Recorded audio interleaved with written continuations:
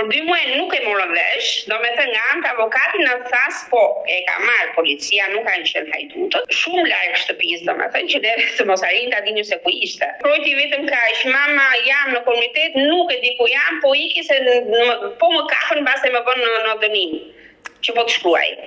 Mbas 2 muajshve kemi parë do me gocën, për një takim 1 ore në javë.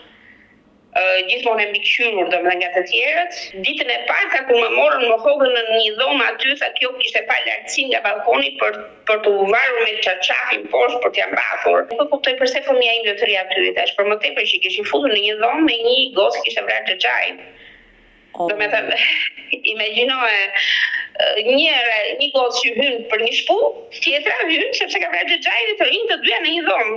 Bëria dhe e stresuar edhe për këtë gjë. Kupton sepse ndoshta mund të kishte edhe konflikt midis 2 vajzave.